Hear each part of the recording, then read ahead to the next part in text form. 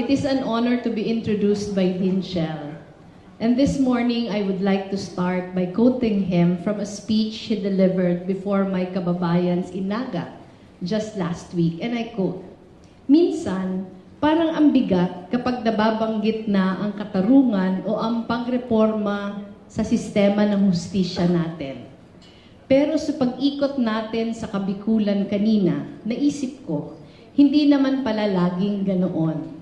Kapag pinag-uusapan ang katarungan, ang pinag-uusapan ay mga pangarap natin para sa bayan at kung paano ba natin mapapaganda ang buhay ng kapwa natin.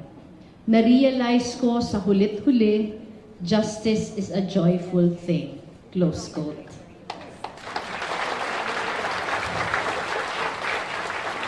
Justice has been described in many different ways, but that was the first time I heard it described as joyful. It is so simple, but it drives home a sense of comfort that a lot of us may have already forgotten to associate with justice. The times we live in have conditioned us to feel resigned, overwhelmed, and paralyzed in the face of our nation's problems. But Dean Shell's words implore us to reframe the discussion of human rights and justice as a conversation about aspiration and hope. Instead of threats to revoke scholarships for student activists, we should talk about how we can make education more accessible. Because for every child sent to school, we help a family rise out of poverty. Instead of misogynistic remarks, we should discuss how women can be economically empowered. Because for every woman given an opportunity for work, one family doubles its income.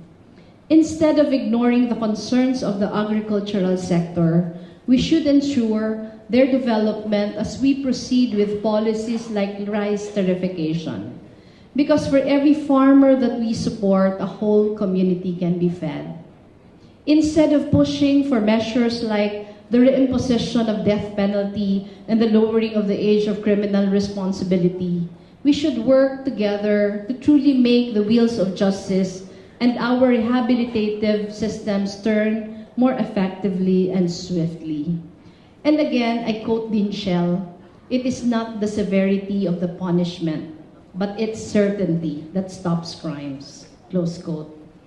Instead of targeting moves that send a chilling effect on the members of our press, we should continue finding ways to combat disinformation and strengthen media's role to hold government accountable. In adopting a mindset of esteem for human life, especially of those historically left in the margins, we can effect change that exponentially benefits the rest of the country. But when we do the opposite, when we treat lives as dispensable and human rights as secondary, we create a culture of violence that put our country's future in peril. It is refreshing to be reminded that the pursuit of justice is worth celebrating amidst all the challenges that might make us believe otherwise. At a time when our basic rights are constantly being threatened, human lives are being disregarded, and our freedoms are under attack, it can be difficult to correlate the idea of human rights with joy.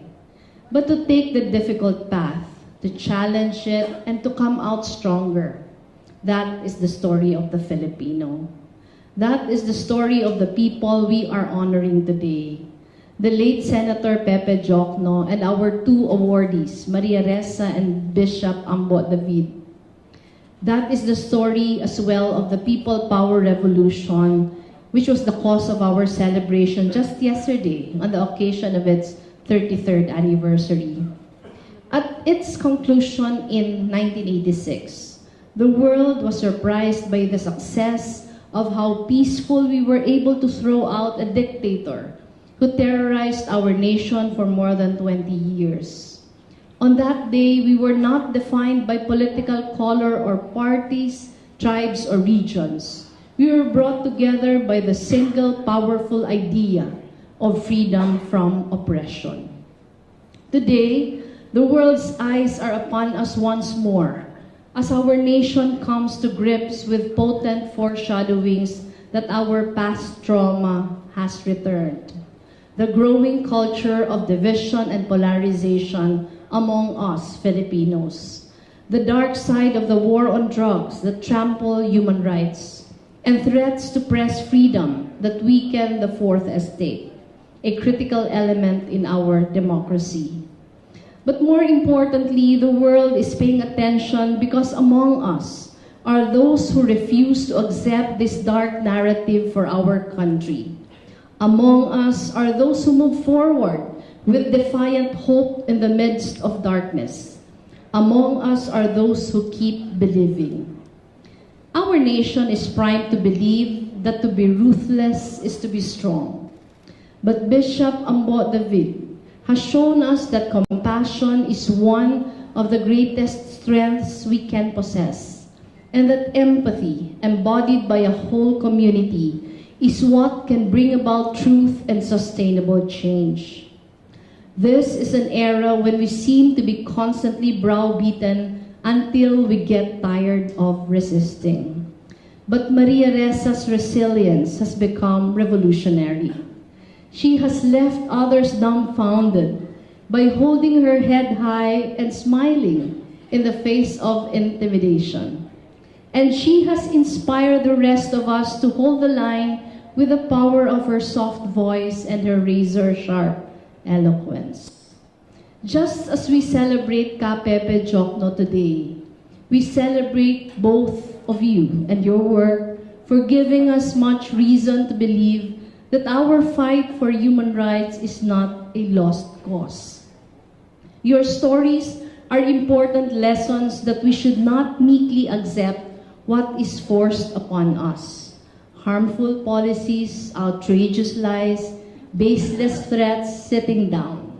That we can demand for better solutions and for a more accountable government. We deserve better than to be patronized. We who toil every day, pay our taxes, and serve our country in our own ways will not settle for less. Even if we can choose to be indifferent in light of our personal privilege, we refuse to do so because we love this country and we feel for its people. We feel for the families who have lost loved ones to the drug war. We feel for the journalists being harassed for doing their jobs. We feel for those whose freedoms and very lives are threatened because they dare speak truth to power. Let us carry on feeling because our ability to care is what will keep this country on the right path despite the numerous regressive turns we are taking. Senator Pepe Diokno, after spending more than 2 years in detention in Fort Bonifacio and in Laur, Nueva Ecija, co-founded the Free Legal Assistance Group soon after being released. He extended legal services to martial law victims for free, among them tribal groups, peasants, social workers, political detainees, and activists. He went around the country speaking about democracy and justice with a tone of promise instead of despair, despite all he and his family had to go through. My hope is that in the same way, after the tears, after the anger, and all the questions, we will all choose to go back to work, whether as bishops, as journalists, as public servants, as students, as parents, and always as citizens of this country. Let us approach our tasks with resolve, because we owe justice to our people, not just for justice's sake, but to uplift their lives and make their everyday existence something out of the ordinary. And that is where true joy is found, not in the absence of struggles, but in seeing past them. It roots from hope, from the knowledge that there is something we can do about it, and that we are not alone. And most importantly, it is realized by our collective actions as we draw strength and inspiration from each other. This is a crucial reason why gatherings like this are needed now more than ever. As we celebrate members of our community that exemplify courage in such challenging times, we are reminded that we are indeed a community. We are not alone in the good fight, and we bear the joyful burden of the pursuit of justice together. Take it from someone who had been through the worst of it and yet remained steadfast in his principles. Talking about martial law, the late Senator Diokno said, and I quote, "And so, law in the land died.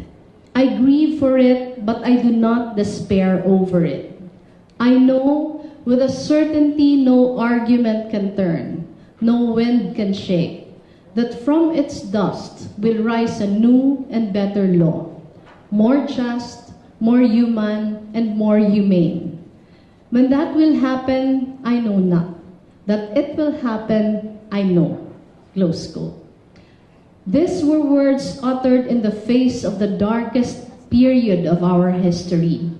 He believed that out of it would arise something that is not just good, but something even better, more just, more human, more humane.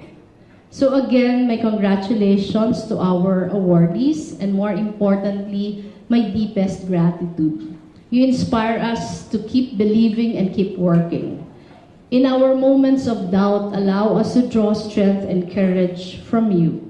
Likewise, we hope you are further emboldened by the knowledge that elsewhere, there are many of us who refuse to let hope die.